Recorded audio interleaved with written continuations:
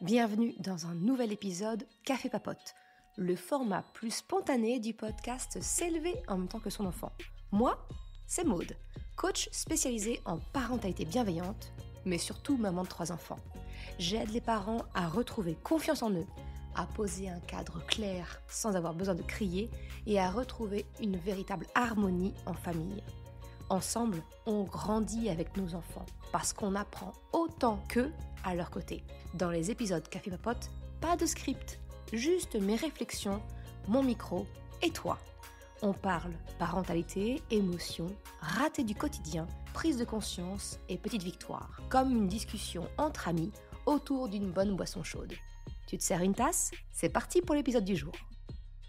Hey, salut! Aujourd'hui, j'aimerais bien te partager une citation que j'ai croisée, qui a priori est anonyme. J'ai trouvé ça sur les réseaux sociaux et ça m'a fait beaucoup sourire. J'ai trouvé ça tellement vrai.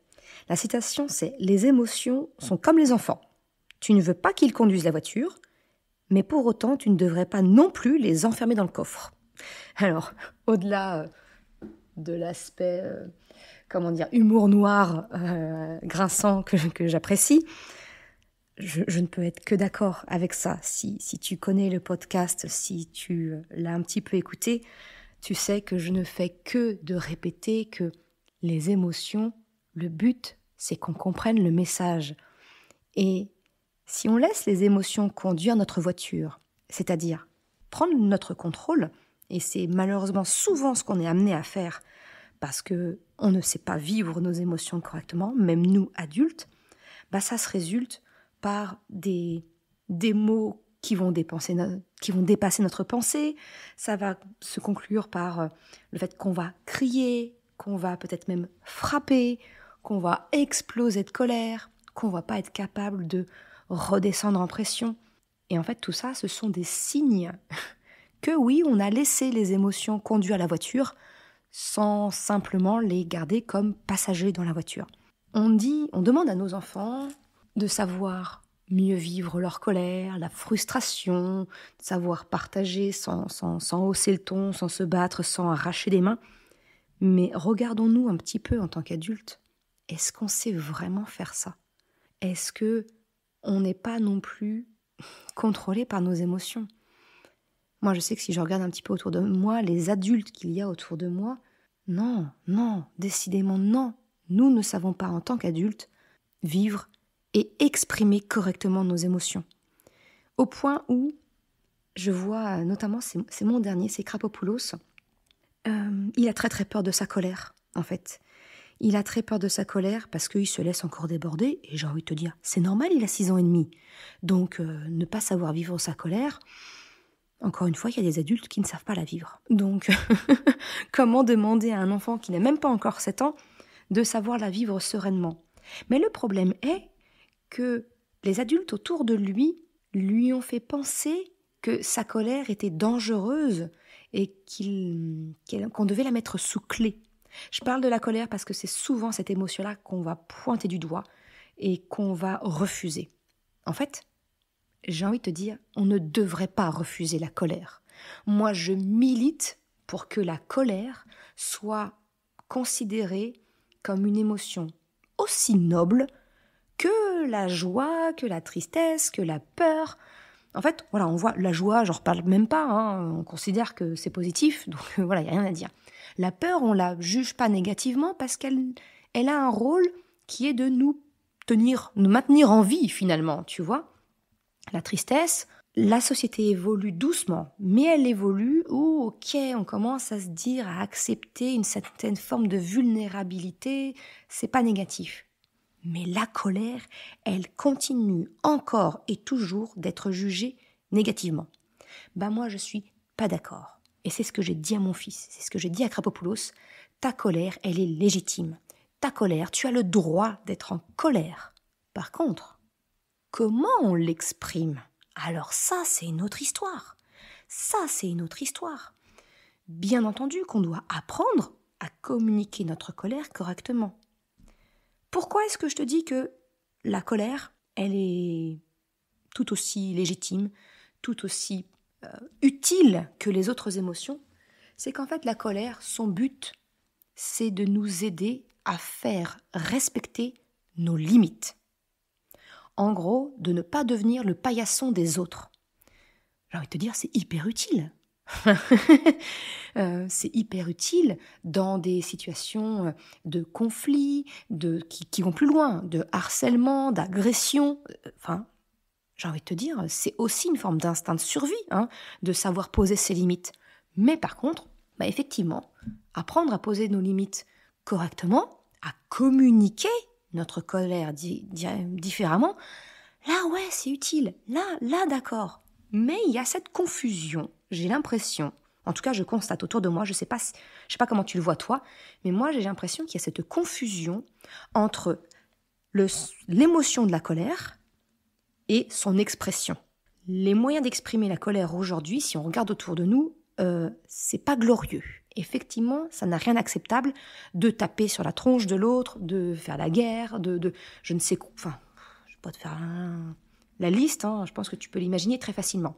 Tous ces moyens-là sont des moyens d'expression de la colère qui sont effectivement inacceptables. Par contre, la colère en elle-même, de fixer les limites de ce qu'on accepte, de ce qu'on n'accepte pas, de ce qu'on veut bien prêter, de ce qu'on n'a pas envie de prêter,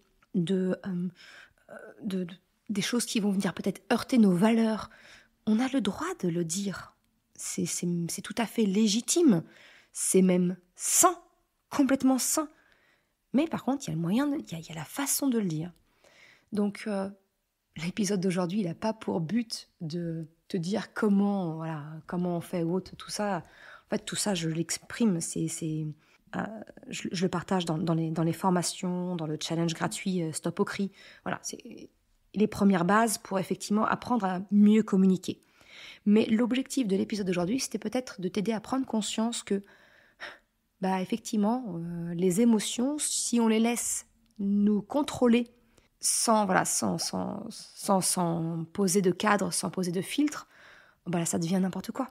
Voilà, tu as déjà vu des adultes, je suppose, autour de toi péter littéralement un câble, devenir violent. Il n'y aurait pas tant de violence conjugale, il n'y aurait pas tant de violence éducative ordinaire, il n'y aurait pas tant de violence tout court envers les enfants si les adultes savaient communiquer leurs émotions, notamment de colère, d'une manière acceptable. Donc je pense qu'il est urgent que nous, adultes, nous apprenions à permettre à nos émotions de s'exprimer, d'être effectivement dans la voiture, sans les museler en les foutant dans le coffre, parce que on y revient, j'y reviens après, voilà, mais pas non plus leur donner la place de conducteur.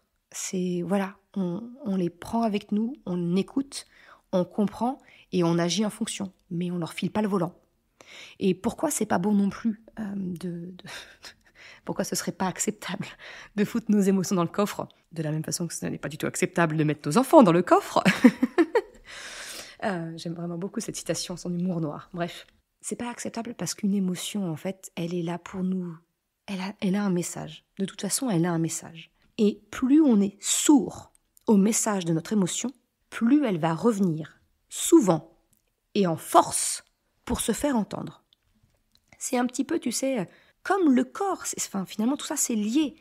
Tu sais, si tu as une mauvaise position qui n'est pas ergonomique au travail ou autre, au début, tu vas juste avoir peut-être une petite tension en fin de journée dans l'épaule, dans le dos ou autre. Et puis, si tu ne modifies pas, si tu ne comprends pas le message de ton corps, si tu ne modifies pas l'ergonomie de ton poste de travail, par exemple, si je prends cet exemple-là, eh bien, ton corps va t'envoyer le message de plus en plus souvent et de plus en plus fort pour terminer par être complètement bloqué du dos, être en arrêt de travail peut-être, avoir de la kiné pour rétablir.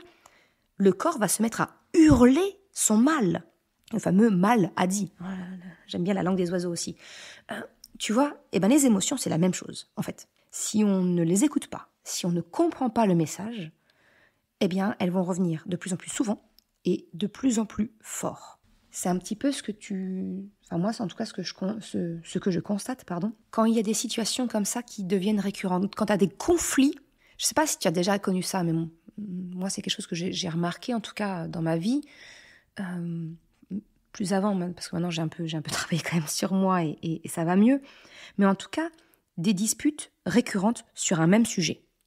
Parce qu'en fait, tant que le fond n'a pas été traité, tant qu'on n'a pas réussi à exprimer notre besoin, notre valeur, finalement le message de l'émotion, à l'autre, le problème, il n'est pas résolu.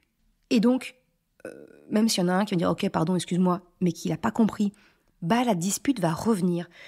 C'est comme ça, on a des disputes qui sont récurrentes, qui sont régulières, parce que le problème de fond n'a pas été réellement traité, qu'il n'y a pas de solution, d'ébauche de solution qui a été apportée. C'est ça les émotions en fait. Si l'émotion, on ne comprend pas son message, on ne l'entend pas, on ne cherche pas à le découvrir, fais confiance à la vie, fais confiance à ton corps, fais confiance à tes émotions. Elles reviendront.